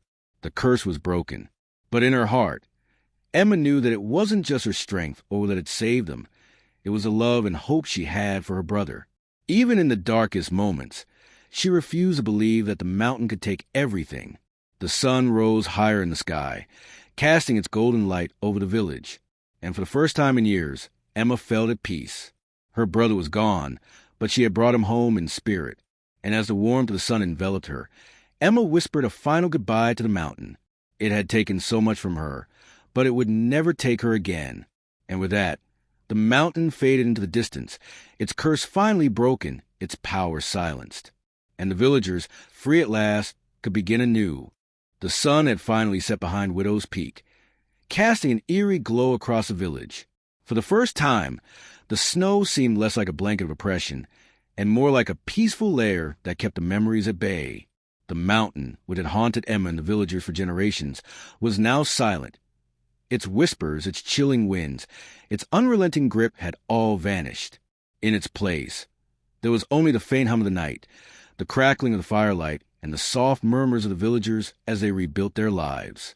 Emma stood on the outskirts of the village, watching the horizon, The weight that had once borne down on her shoulders had lifted, but she couldn't shake the feeling that something was still out of place. The village was safer now. She had broken the curse, but the mountain's power had never been completely vanquished. It had only been subdued. For how long, no one could say. She took a deep breath, letting the cold air fill her lungs, but the peace she longed for remained just out of reach. She thought of Sam, his face twisted in agony, a reflection of the mountain's insidious influence. And she thought of the figure she had confronted in the village square. She had faced the worst of it, but was it truly gone, or had she only driven the darkness deeper into the earth? There was one thing Emma knew for certain. The mountain was never finished with those it touched. Weeks passed since the battle on the mountain. The villagers slowly adjusted to their new lives, no longer burdened by the suffocating presence of Widow's Peak. The air felt clearer, the nights quieter, and the days longer, almost as if the curse had been a bad dream. The village was thriving once again, and Emma found herself settling back into the rhythm of normal life, though there was an ever-present wariness in her heart. She kept her distance from the mountain, always casting a glance toward the towering peak that had shaped her past. One evening, as Emma walked to the village after a long day of helping rebuild homes and assist the elders, she felt an odd sensation, something familiar, something she hadn't noticed before. The air had shifted, and in the distance, a low rumbling echoed through the valley. At first, Emma thought it was nothing more than the wind, but it was different this time. It wasn't the usual howl or the soft rustle of snow. It was a sound that vibrated deep within her chest, as if something beneath the earth was stirring. Her breath caught in her throat. She knew that sound all too well. It was the mountain. Her eyes darted toward the peak, now glowing faintly under the moonlight. The once quiet ridge now seemed to pulse with a strange energy, a rhythmic thrum that reverberated in the air. It wasn't loud, but it was there, beneath the surface, just like the whispers that had haunted her before. Emma's heart pounded. She had broken the curse, hadn't she? She had banished the darkness that had clung to the village. But as she stood there, watching the mountain, she couldn't shake the sensation that the battle wasn't over, that the mountain was waiting for something. Emma knew she couldn't ignore it any longer. She couldn't turn her back on what had been left unfinished, what still haunted the village and her soul. The mountain was never truly destroyed. It had merely retreated. It had been driven back once. But Emma was beginning to realize that the power she had felt, the power she had battled against, was not just bound to the land. It was bound to her. She had been marked by it, chosen, and her connection to the mountain ran deeper than she had ever understood. The mountain's hunger, its whispers, its demands, it had been part of her all along. The fear, the desperation, the loss, those were the mountain's ways of controlling its victims. And Emma had fought back. But deep down, she had always known that there was a price to be paid. It was the mountain that had taken Sam, twisted him into something unrecognizable. But it was Emma's own will that had brought her to face it. She had survived by confronting her fear, by accepting the pain and the loss. She had fought, and she had won, but the battle had changed her. The mountain had been defeated, for now, but it would never completely leave her. Emma stood there, her gaze locked on the peak. She understood now. The mountain was not something that could be destroyed. It was not a physical entity that could be burned away or erased with the passage of time. No, the mountain was an echo, a part of the earth that lived in the hearts of those who had encountered its terror. It fed on fear, on despair, and on loss. But Emma's journey was not over. She had faced the darkness and come out stronger. And now, it was time for her to finish what she had started. The next morning, Emma packed a small bag, a few supplies, a map, and a lantern. The villagers had begun to notice her quiet determination, her gaze often drawn to Widow's Peak as though it called to her, beckoning her to return. The whispering wind had returned, louder now, more insistent. She couldn't stay and pretend that everything was fine. The mountain had come for her once, and if she didn't confront it fully now, it would return again. Emma knew this. It was a truth she could no longer ignore. The path was treacherous, the snow still thick on the ground, and the cold seemed sharper, more biting than she remembered. As she ascended the mountain once more, the weight of her past with it grew heavier. The fog rolled in quickly, the same suffocating mist that had blinded her before. But Emma pushed on, determined to end it once and for all. She reached the summit, standing before the ancient stone ruins that had once held the cursed mirror. The wind was deafening, the mountain groaning under its own weight, and the air felt thick with the presence of something watching her. The whispers were back, curling around her like a serpent, calling her name, trying to pull her into the darkness. "You cannot escape," the voice said. "You were always ours." Emma closed her eyes, ignoring the voice. She had already fought too hard to be consumed by this. She stepped forward, moving to the very center of the ruins.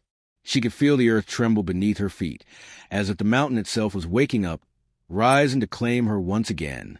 The sky darkened, the wind swirling violently, and Emma felt her body grow cold. But she didn't back down. She stood tall, her hand reaching into her bag. From it, she pulled out the mirror, now cracked and broken, but still reflecting her image. The mirror, she realized, was the key, not just to the mountain, but to herself. She wasn't just running from it anymore. She was confronting it, face to face. "You want me?" she whispered, her voice calm but filled with resolve. "Then come and take me. But know this, I will never be yours again." The mountain roared in fury, the earth shaking violently, the cold pressing from all sides, suffocating, darkening everything. But Emma stood firm. She held the mirror in front of her, her reflection steady, her resolve unshaken. And then, just as she thought she would be consumed by the darkness once more, the mountain's power snapped. The whispers died. The wind ceased. The ground stopped shaking. And Emma realized, finally, that it was over. The mountain's hunger had been broken, its power stripped away, no longer a force that could control her or anyone else. She lowered the mirror, and the mountain fell silent. Emma returned to the village, her steps lighter, her heart at peace. The village greeted her with open arms, but it was different now. They could sense a change in her. She had become something more than the woman who had once been broken by the mountain's power. She was whole again, and though the village had been freed from the mountain's curse, Emma knew that there would always be whispers, echoes of the terror that had once gripped them all. But now, she would be their protector. She would remind them that fear could be overcome, that the darkness could be faced and conquered. She stood at the village's edge, looking toward the mountain, now calm and peaceful, the wind no longer carrying its threats. Emma understood now that while the mountain's power would always be a part of her, it no longer held sway over her heart. And for the first time in her life, Emma felt free, truly free. The mountain was silent, and for the first time in a long while, Emma could finally hear the sound of her own heartbeat, strong and steady, echoing in the quiet of the dawn. The mountain was quiet, too quiet, though the villagers had returned to their peaceful lives. Emma couldn't shake the feeling that something was watching. The whispers had vanished, the winds had stilled, and the earth no longer trembled beneath her feet, but the silence felt wrong, like the calm before a storm. She had freed the village, had broken the curse that had bound them all, but deep in her heart, Emma knew the mountain could never truly be silenced. The mountain was not just a physical place. It was an ancient, living force, one that had fed on fear for centuries, perhaps even millennia. And now, having been confronted by Emma, it had retreated, only to wait for the right moment to strike again. Emma had been prepared to leave it behind. She had broken the curse, after all. She had faced the horrors, released the souls trapped by the mountain's power, and fought for the freedom of the village. Yet every night, she woke to the image of the mountain looming just beyond the trees, like a shadow stretching its fingers across the land, waiting. And then came that night. It was a bitterly cold evening, the sky darkening with the weight of snow clouds, when Emma felt the first tremor. She had just finished dinner with her family, when a strange rumble vibrated through the ground. Faint at first, but growing in strength. The air seemed to thicken, the temperature plummeting in an instant, and Emma froze, her fork halfway to her mouth. Her family paused, sensing something was wrong. Her mother stood up, eyes wide. "What is that? What's happening?" Emma swallowed hard, her throat tight. She knew. The ground shook again, harder this time, as if the mountain was stirring once more. And with it came the whispers, faint at first, but unmistakable. They were back. "Emma, Emma? Her mother turned to her, eyes filled with fear. You promised. You said it was over. I thought it was, Emma whispered. Her voice trembled, the weight of the past pressing down on her chest. But it's not over. The mountain, it's coming back. Without another word, she rushed out the door, leaving her family behind. The cold wind bit into her skin, the snow swirling around her like a violent storm. The whispers were louder now, twisting around her like cold fingers. The earth trembled again, but this time it was accompanied by a low growl from deep within the mountain, a sound that resonated in her bones. The mountain was calling her back. Emma made her way toward the peak once more, the whispers growing louder, the wind howling like a living thing. She could feel it, an overwhelming sense of dread, the same sensation she felt when she first set foot on the cursed land. But this time it was different. This time, the mountain wasn't just reaching for the village. It was reaching for her. With every step, the ground beneath her feet grew colder, as if the very earth was rejecting her. The snow beneath her feet was deeper, more treacherous, and the air grew so thick she could barely breathe. The path she had once walked so confidently now seemed unfamiliar, distorted by an unnatural force that twisted reality. When Emma reached the summit, the fog rolled in around her like a living thing, thick and suffocating. The ruins that had once been the site of her confrontation with the mountain loomed in the distance, but now they were different. The stones seemed to shift before her eyes, their jagged edges twisting as though they were alive, pulsating with strange, dark energy. And there, standing in the center of the ruins, was him, Sam. Her heart stopped as she recognized a figure in the darkness. His face was pale, his eyes dark, his lips stretched into a grotesque smile. He was not the brother she had known. No, this was something else, something twisted, something born of the mountain's curse. Sam, Emma whispered, her voice cracking. What happened to you? Sam's voice was a hollow echo, like a distant whisper carried by the wind. It was never just a mountain, Emma. It was always inside you, inside all of us. The word sent a chill through her.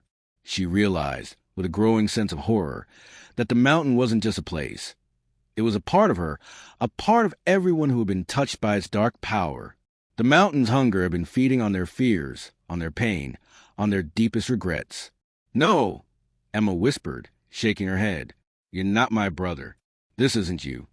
Sam's figure wavered, flickering like a shadow in the wind. You were never meant to escape, Emma. You were always meant to return.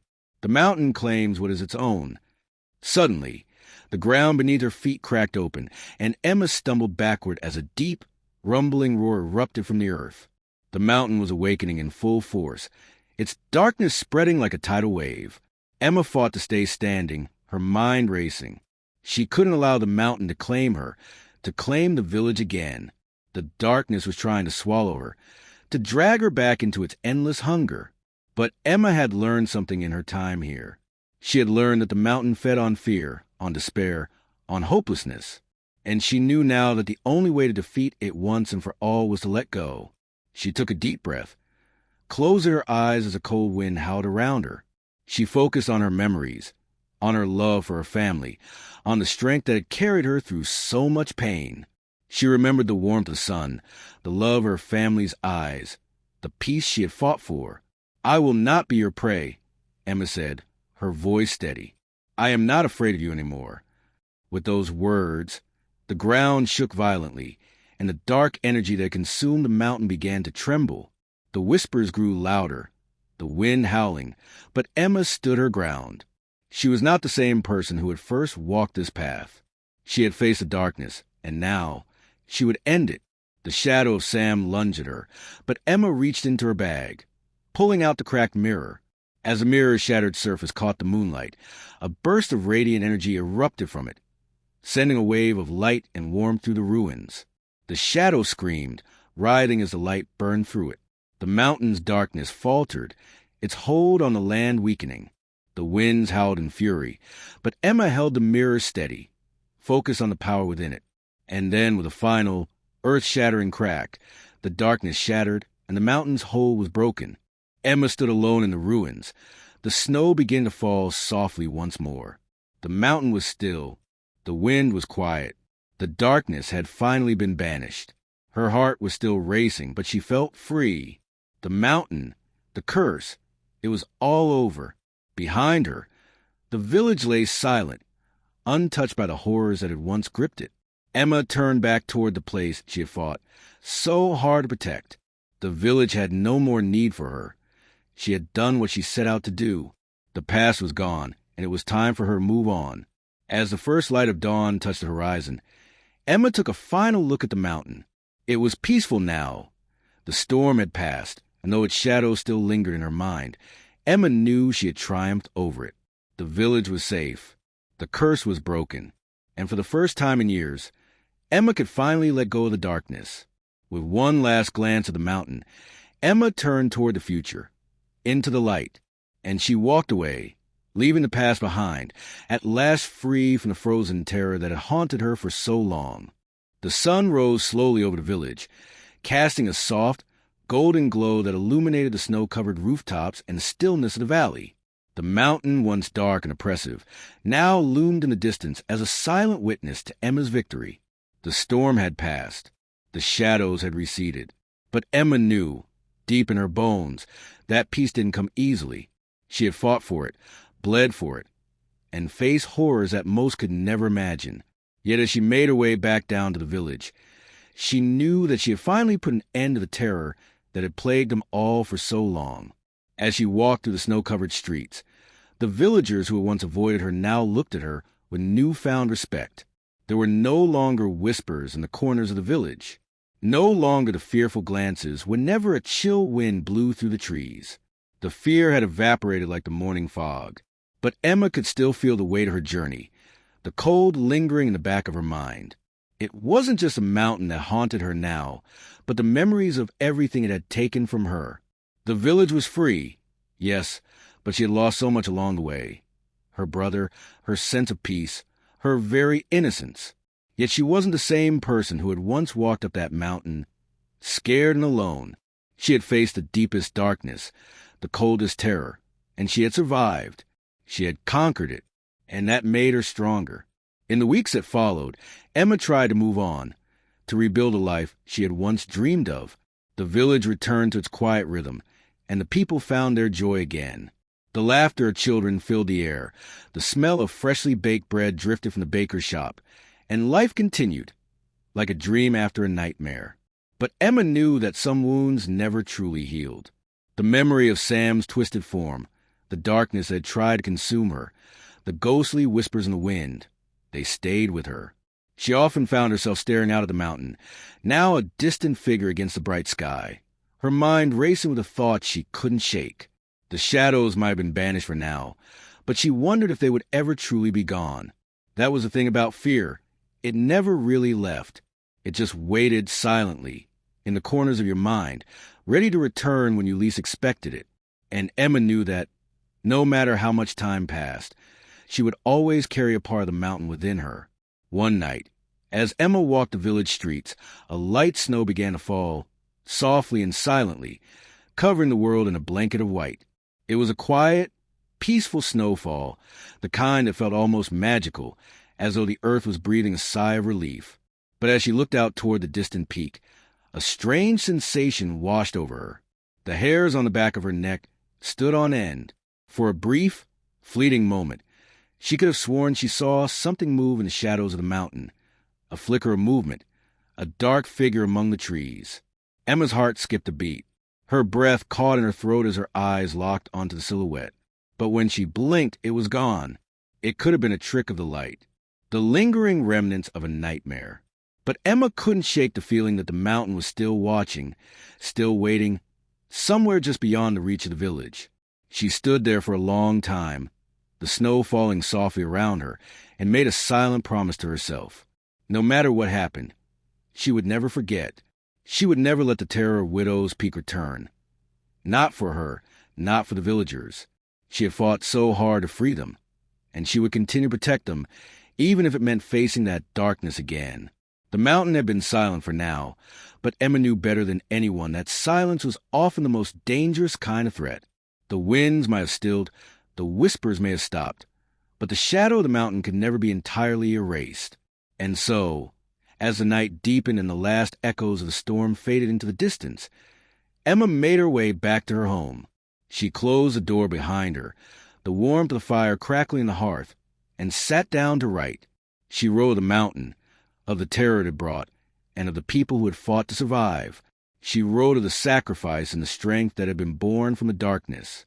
She wrote for the future, for those who might one day need to hear the story, to understand that some battles aren't fought with weapons or strength, but with courage and the will to never give up. And she wrote one final line. The mountain may sleep, but its shadows will always linger in the hearts of those who live through its terror.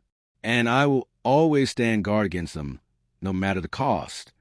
The wind howled again that night, though less violently than before. The snow continued to fall, wrapping the village in a blanket of calm, peaceful silence. The moonlight bathed the village in its pale glow, casting long shadows over the streets. Emma finished her letter, placed the pen down, and leaned back in her chair, staring at the fire. There was peace now, a peace that had been hard-earned, but Emma knew it wasn't the end of the story. It couldn't be. As she closed her eyes, letting the warmth of the fire soothe her tired body, she thought about everything she had lost and everything she had gained. She had faced a mountain, defeated its terror, and protected those she loved. But deep in her heart, she knew that the true test would come not from the mountain, but from the darkness within herself. The fear, the doubt, the echoes of the nightmare, those would always remain.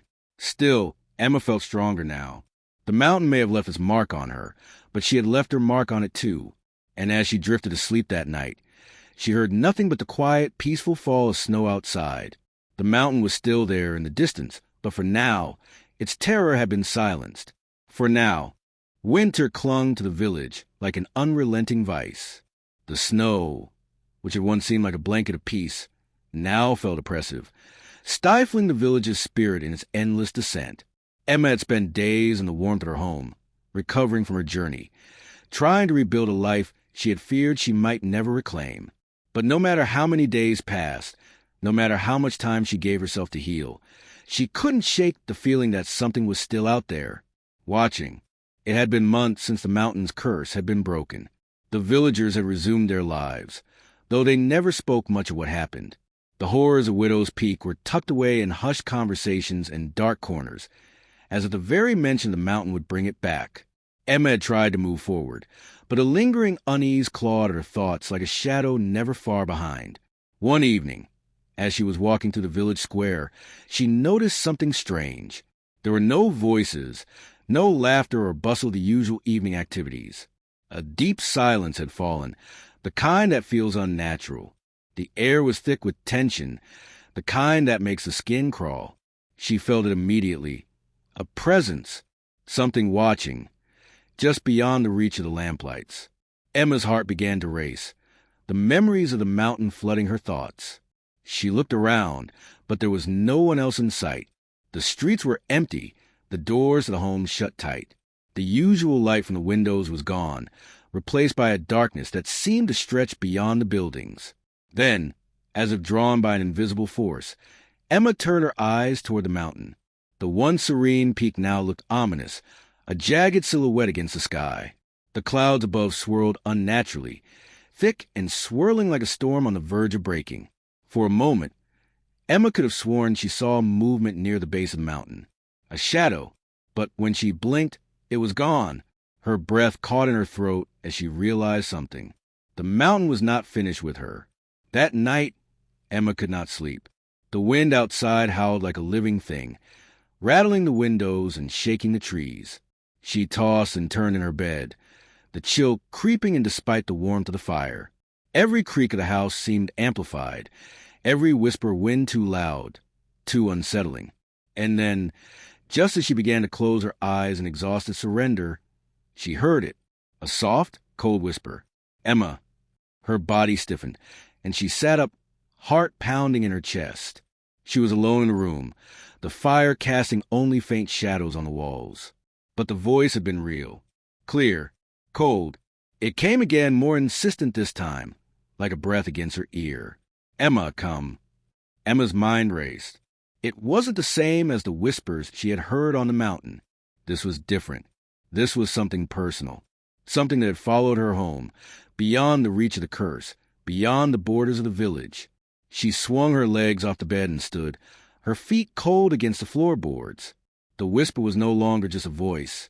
It was an echo in her mind, pulling her, pushing her toward the door. The mountain wasn't finished, and neither was the terror it had birthed. With trembling hands, Emma grabbed her coat and hurried out into the night, the wind biting at her skin, the snow swirling around her like a living thing. She couldn't explain why, but she knew she had to return. She had to go back to the place where it all began. She made her way to the base of the mountain, her breath coming in ragged gasps, her heart racing with every step. The village lay behind her, dark and silent, as if the land itself was holding its breath. But ahead, the mountain stood like a looming specter, waiting for her.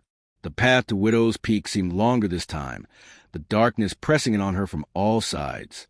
The wind howled, but the whispers were louder now, a chorus of voices, like a chant that filled the air.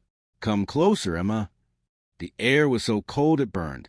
Every step she took felt like she was wading through thick, suffocating ice. The snow beneath her feet creaked and groaned, as if the mountain itself was alive, watching her approach. But Emma didn't stop. She couldn't. She felt the pull, felt it deep in her bones. It was like a tether, a cord that tied her to this place, to the dark history that haunted it. As she reached the summit, the fog rolled in once again, thick and suffocating, cloaking everything in an impenetrable white. The ruins of the mountain's ancient structure loomed before her, more twisted and distorted than she remembered. The stones seemed to pulse with dark energy, as if the mountain was breathing, waiting. And then, in the center of the ruins, she saw it. A figure stood in the fog, a tall, thin silhouette, its features obscured by the swirling mist. Its eyes glowed faintly in the darkness, a sickly pale blue, as if something unnatural lived within. "You've returned," the figure said, its voice a hollow echo, distorted and wrong. Emma froze, a chill running through her spine. Her breath caught in her throat as she recognized the voice. It was Sam, but not the Sam she had known. The figure stepped forward, the fog parting around it like an invisible hand. It was Sam, or at least, it looked like him.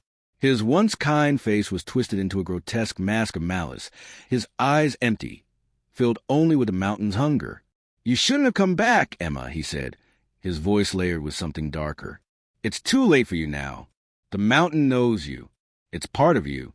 Emma's mind raced, the realization hitting her like a wave. The mountain hadn't just cursed the land. It had marked her, bound her to its darkness, and now it was calling her home. "No," Emma whispered, shaking her head. "I'm not you. I'm not part of this." But Sam only laughed, a hollow sound that echoed in the depths of the ruins. "You've always been part of it, Emma. The darkness has been inside you since the beginning. You can't escape it. You can't run from what you are." The ground beneath her feet trembled, and Emma felt her knees, clutching her head as the whispers surged louder. The cold rushed in like an avalanche, suffocating her, drowning her in the mountain's malevolent presence. But as the mountain's power pressed in, something within her snapped. The terror, the fear, it all began to fade, replaced by a clarity she hadn't known she possessed. The mountain had tried to consume her, tried to claim her as its own, but Emma would not let it. Not anymore. With a cry, she stood and faced the figure of Sam, her eyes burning with a determination she hadn't felt before. "I'm not afraid of you," Emma shouted. "I'm not afraid of this." And in that moment, the world around her exploded into light. The mountain trembled as Emma's voice rang out, a force of defiance against the darkness that had tried to consume her. The figure of Sam dissolved into the fog, his hollow eyes fading into nothingness. The mountain's presence wavered, flickered, and then the whispers ceased.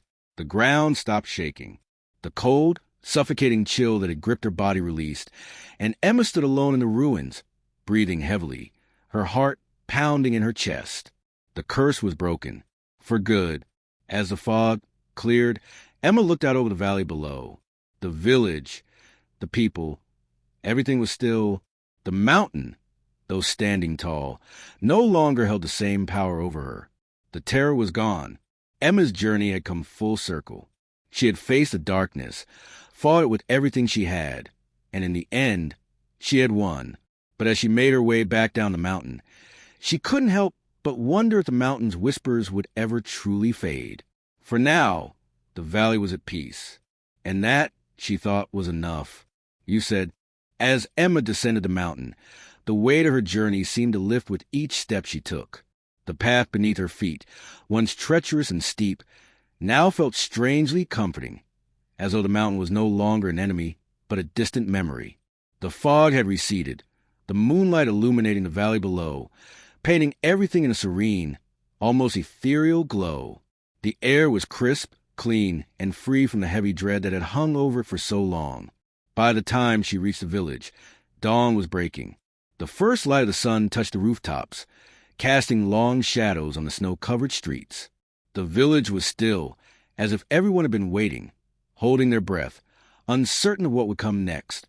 Emma felt a strange peace wash over her, though the past few months had left their scars. She walked through the empty square, the sound of her boots crunching in the snow, the only sound breaking the silence. As she neared her home, she paused for a moment, looking back toward the mountain. It loomed in the distance, still standing tall, but no longer a threat. The whispers that had once haunted her mind were gone, leaving nothing but a quiet, aching stillness behind. The mountain would always be a part of her story, just as the terror it brought would never truly fade from her memory. But Emma had faced it, and she had survived. The darkness had tried to claim her, to break her, but she had defied it. The village doors slowly began to open, one by one. People stepped out, cautiously at first, their faces wary but hopeful. They had felt the change, too. Something was different. Something had shifted. The mountain's grip had loosened, and with it, the terror had faded into the past. Emma's eyes met those of the villagers as they slowly gathered in the square, their gazes filled with gratitude, awe, and quiet respect. No words were needed. They had all survived. They had all been to the same darkness, and now, together, they would rebuild. As Emma made her way inside, she paused in the doorway, taking a final look around. The village, though scarred by the horrors it had endured, felt different now. There was no fear in the air, only the soft hum of life returning. She closed the door behind her, letting out a long breath. Her journey had ended, and peace had been restored. But as she sat by the fire, her thoughts drifted once more to the mountain, to the whispers she had heard, to the haunting figure of Sam that had appeared before her. She would never forget it, never forget the terror, the cold, the relentless force that had almost consumed her. Still, she could sleep now. The nightmares had ended, and for the first time in a long while, she felt the comfort of a quiet night. But deep in the silence of her home, Emma knew one thing for sure. The mountain's terror might have been broken, but its echoes would live on forever in her mind. And as long as she carried that memory, she would never truly forget the fight for survival that had defined her.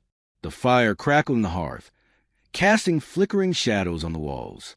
Emma closed her eyes, allowing herself a moment of peace, knowing that the mountain was finally silent. For now, the end.